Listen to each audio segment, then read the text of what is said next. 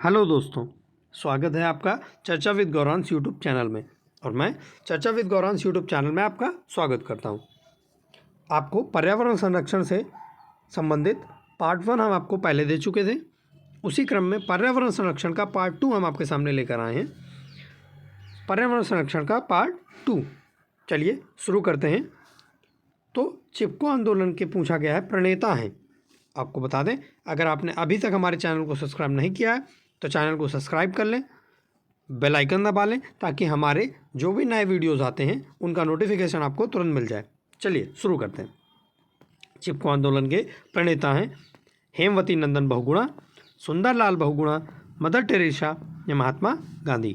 तो आपको बता दें इसका जो आंसर है वो बी बिल्कुल सही हो जाएगा, सुंदरलाल बहुगुणा। आपको बता दें कि चिपको आंदोलन की जो शुरुआत हुई थी वो 1973 में की गई थी, 1973 में। चलिए अगला प्रश्न देखते हैं। अगला प्रश्न है संकटग्रस्त दैत्याकार पांडा पाया जाता है। संकटग्रस्त दैत्याकार पांडा, इसमें संकटग्रस्त क्यों लगाया गया है? वो इसलिए लगाया गया है कि जो विलुप्ति की कगार पे होते हैं उन्हें संकटग्रस्त बोलते हैं या संकटापन्न बोलते हैं। तो संकटग्रस्त दैत्याकार का पांडा कहाँ पाया जाता है? ऑस्ट्रेलिया में, चाइना में, ब्राज़ील में या भारत में? तो आपको बता दें इसका ऑप्शन नंबर बी बिल्कुल करेक्ट हो जाएगा, चाइना में। अगला प्रश्न देखते हैं। अगला प्रश्न है संरक्षण या विनाश पुस्तक के लेखक कौन है? Vandana Shiva, Ruskin Bond, Mother Teresa या सरला बहन? तो आपको बता दें इसका ऑप्शन नंबर डी बिल्कुल करेक्ट हो जाएगा, सरला बहन। और ये जो संरक्षण और विनाश पुस्तक है ये आपकी पर्यावरण संरक्षण से संबंधित है। चलिए अगला प्रश्न देखते हैं। अगला प्रश्न है तरुण भारत संघ के जो राजेंद्र सिंह हैं इनको किस कार्य के लिए मैग्सेसे पुरस्कार प्रदान किया गया था?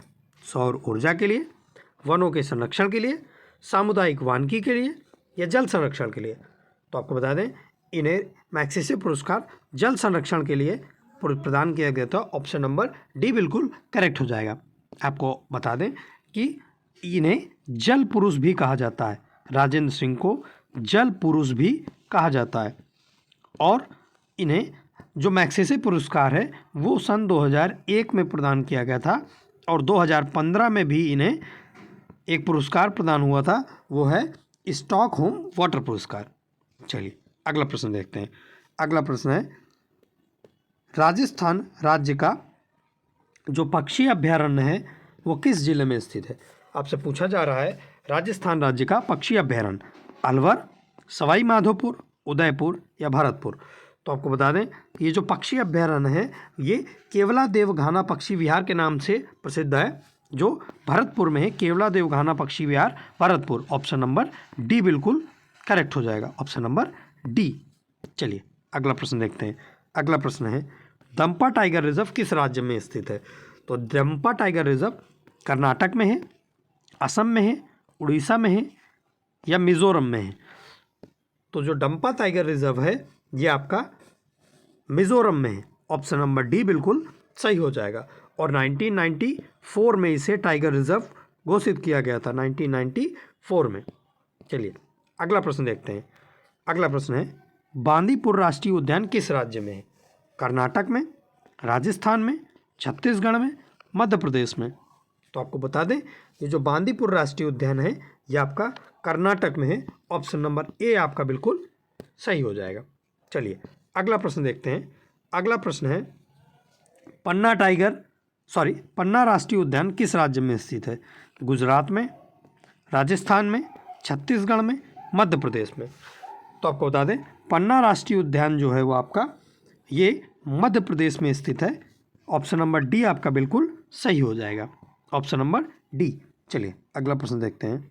अगला प्रश्न है रणथंभौर राष्ट्रीय उद्यान किस राज्य में स्थित है? गुजरात में, राजस्थान में, छत्तीसगढ़ में, मध्य प्रदेश में?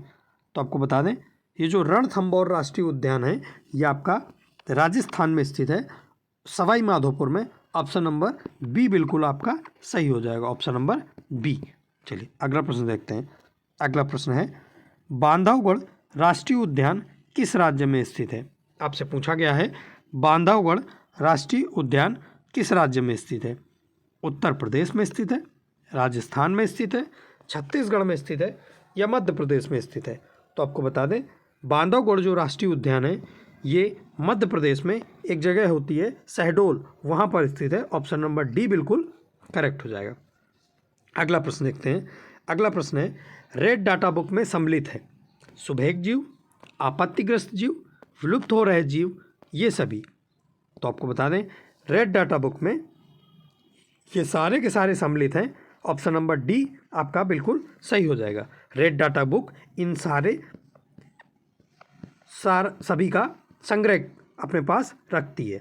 चलिए अगला प्रश्न देखते हैं। अगला प्रश्न है ओजोन छिद्र पाया जाता है अंटार्कटिका के ऊपर, प्रशांत महासागर के ऊपर, हिंद महासागर के ऊपर या बंगाल खाड़ी के ऊपर।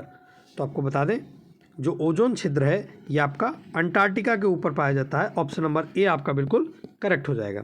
अगला प्रश्न किसके प्रदूषण से अम्ल वर्षा होती है? किसके प्रदूषण से अम्ल वर्षा होती है? ध्वनि प्रदूषण से, वायु प्रदूषण से, जल प्रदूषण से या मृदा प्रदूषण से? तो आपको बता दें कि जो अम्ल वर्षा होती है ये आपकी वायु प्रदूषण से होती है। ऑप्शन नंबर बी बिल्कुल करेक्ट हो जाएगा। चलिए अगला प्रश्न देखते हैं। अगला प्रश्न देखते हैं निम्न में से कौन सा पुनर्नवीनीकरण संसाधन है? कौन सा जीवित पुनर्नवीनीकरण संसाधन है? गाय, वायु, जल या मृदा? तो आपको बता दें जीवित पुनर्नवीनीकरण संसाधन जो है वो आपका गाय है। ऑप्शन नंबर ए बिल्कुल करेक्ट हो जाएगा।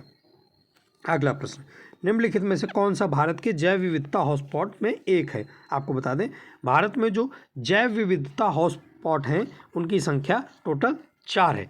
इन 4 में पहला आता है हिमालय क्षेत्र, दूसरा आता है इंडो बर्मा क्षेत्र, तीसरा आता है पश्चिम घाट और श्रीलंका का क्षेत्र और चौथा आता है सुंडालैंड क्षेत्र।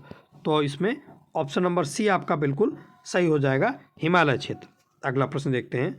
अगला प्रश्न है अंतर्राष्ट्रीय स्तर पर वन्य जीवों की सुरक्षा हेतु कौन सी संस्था है?